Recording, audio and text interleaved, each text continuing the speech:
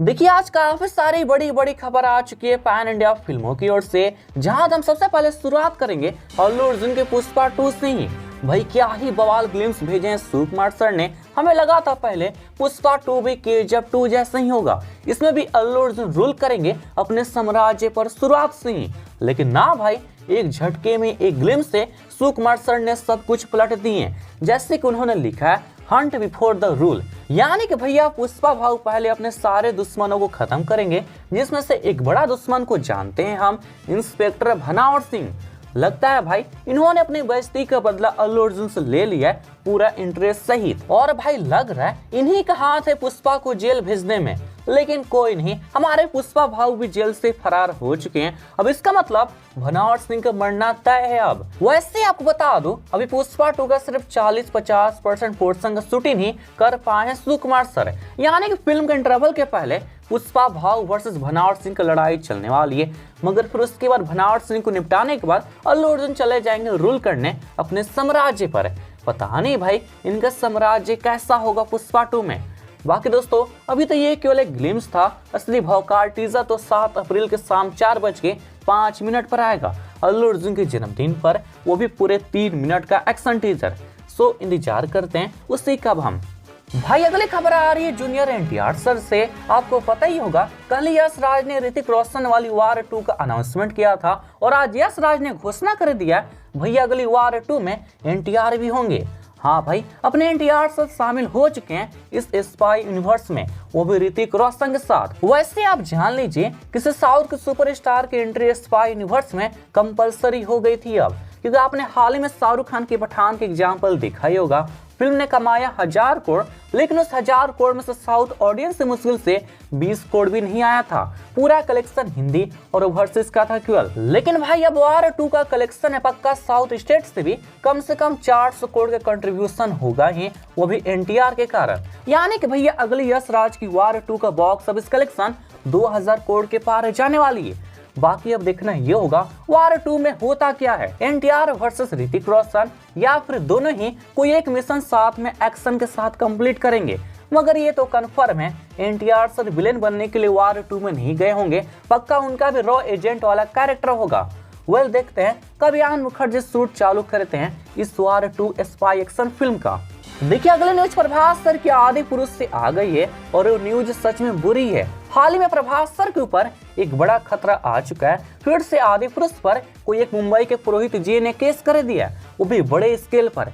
अब की बार केस करने का रीजन ये आदि पुरुष का नया पोस्टर है। उनका कहना है प्रभु राम जी, हनुमान जी, लक्ष्मण जी जनेऊ नहीं पहने, और साथ में जबकि राम जी रावण को हराकर सीता माता को लेकर अयोध्या वापस आ रहे थे तो सबके चेहरे पर एक अच्छी सी स्माइल थी। बट इस आदि पुरुष में ओम राउत ने सबको मायूस कर दिया, पता नहीं क्यों।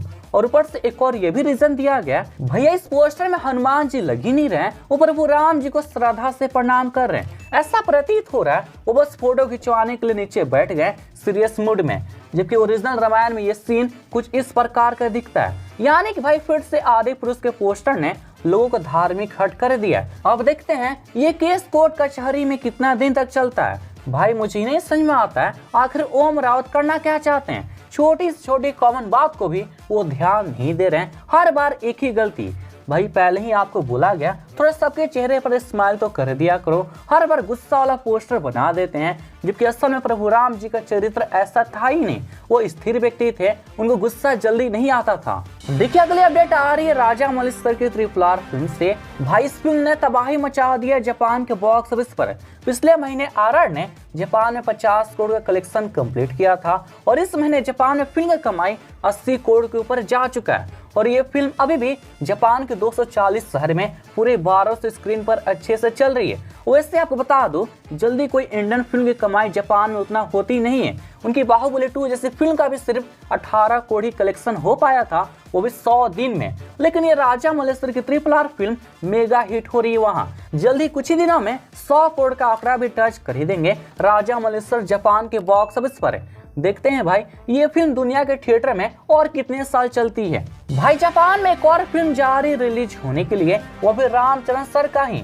हाँ भाई, उनकी रंगास्लम फिल्म जैसे सुकुमार सर ने बनाया था उसी को फिर से इसी महीने के 9 अप्रैल से जापान में रिलीज किया जाएगा, वो भी जापानीज लैंग्वेज में डब होकर। लगता है भाई जापान में RRR सक्सेस हो रही है, उसी रामचरण का जापानी फिल्म का यूज करने का प्लान है मेकर्स का। और कंटेंट रंगास्लम का भी बवाल तो है, उसमें रामचरण सर कुछ अलग काम किए हैं। सो देखते हैं भाई RRR जैसी रंगास्लम वहाँ हिट हो पाती है या नहीं।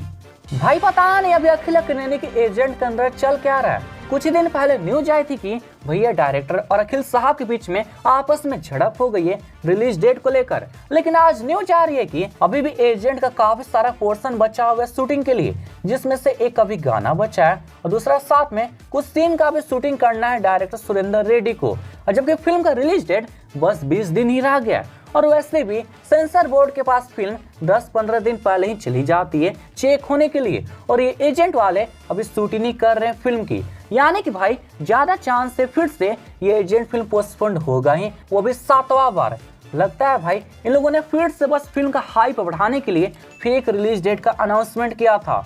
मुझे नहीं लगता इससे फिल्म का हाइप बढ़ेगा, बल्कि इससे आपका रिस्पेक्ट जरूर खत्म हो जाएगी ऑडियंस में। देखिए इस समय मार्वल के Spiderman across the spider-verse film India में काफी चर्चे में है, क्योंकि ये फिल्म इंडिया में बवाल तरीके से रिलीज हो रही है, वो भी पूरे 10 लैंग्वेज में। ऐसे बड़े स्केल पर आज तक इंडियन फिल्म भी रिलीज नहीं हुई है, बट ये स्पाइडरमैन वाले रिलीज कर रहे हैं यहाँ। जहाँ तो 5 कॉमन इंडियन लैंग्वेज आपको पता ही होगा, हिंदी, तेलुगु, तमिल, मलयालम और कन्नड़ा, और इन सब के अलावे बंगाली, पंजाबी, गुजराती और मराठी में भी इस बार रिलीज होगी स्पाइडरमैन वर्स 2। यानी कि भैया शाहरुख खान की जवान फिल्म को काफी बड़ी टक्कर दे सकता है ये स्पाइडरमैन वाली फिल्म, वो भी इंडिया में। देखते हैं दोनों का जो 2 जून का क्लैश होगा उसका क्या नतीजा निकलता है। भाई चलिए बॉक्स ऑफिस की भी बात कर लेते हैं। जैसे कि आपको मालूम ही होगा, दसरा का टोटल 5 दिन का कलेक्शन हुआ था पूरी दुनिया में 92 करोड़, और वहीं छठे दिन भी नानी की दसरा अपनी पकड़ बनाई हुई है। यानी कि मंगलवार को दसरा ने कमाया पूरे 3 करोड़ 25 लाख, जिसमें से 2 करोड़ 27 लाख तेलुगु बॉक्स ऑफिस से आया है, और तमिल, कर्नाटक, मलयालम में एकदम ना के बराबर कमाई हो रही है। इन तीनों स्टेट को मिलाकर सिर्फ 10 लाख ही कलेक्शन हुआ है ट्यूसडे के दिन। लेकिन वहीं हिंदी बेल्ट में वर्किंग डे में भी माइनर जंप देखा गया, जहां सोमवार को दसरा कलेक्शन यहाँ सिर्फ 35 लाख हुआ था, तो वहीं मंगलवार को 45 लाख हुआ है कमाई दसरा का यहाँ नॉर्थ इंडिया में। यानी कि धीरे धीरे दसरे की पॉपुलैरिटी हिंदी बेल्ट में भी बढ़ रही है, बट ये नंबर सच में काफी लो है। कम से कम 1 करोड़ टच करेगी कलेक्शन, तब बोला जाएगा दसरा अच्छा खासा परफॉर्म कर रही है या हिंदी बेल्ट में भी।